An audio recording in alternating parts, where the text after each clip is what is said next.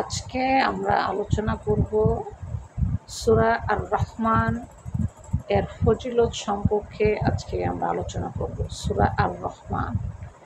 এই সূরা আর রহমান পাঠ করলে, তেলাওয়াত করলে কি ফজিলত পাওয়া যায়, আজকে আমরা সে বিষয়ে আলোচনা করব। আসুন জেনে নেই।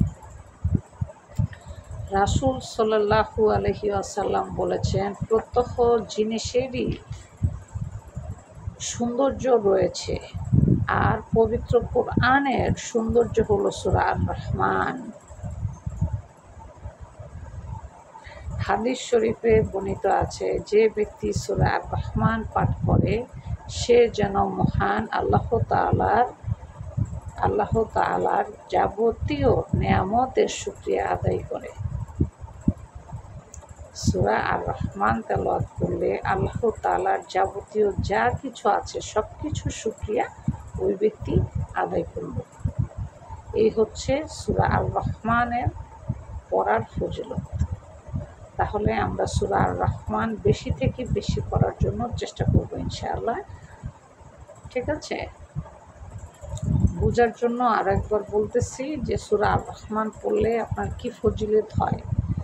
হাদিস শরীফে বর্ণিত আছে, যে ব্যক্তি সূরা আর রহমান পাঠ করে সে যেন মহান আল্লাহ তাআলার যাবতীয় নেয়ামতের শুকরিয়া আদায় করে। আল্লাহ তাআলা এই পৃথিবীতে যত কিছু সৃষ্টি করেছেন সব কিছু নেয়ামতের শুকরিয়া উনি আদায় করলো এই সূরা আর রহমান তেলাওয়াতের মাধ্যমে। তো আজকে আমরা জানতে পারলাম সূরা আর রহমান পড়ার ফজিলত কি।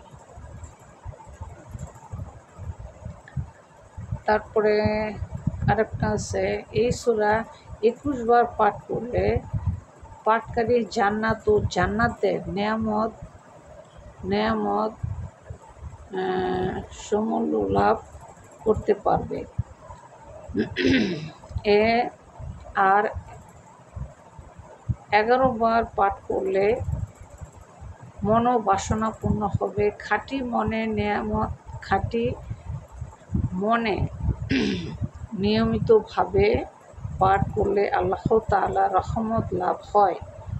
তেলাওয়াতকারীর জন্য দোজখের দরজা বন্ধ হয়ে যাবে, চেহারা নুরানি হবে এবং রিজিক বৃদ্ধি হবে। সূরা আর রহমান পড়ার এত বড় ফজিলত আল্লাহ তাআলা আমাদেরকে দান করবেন। আশা করি বুঝতে পেরেছেন।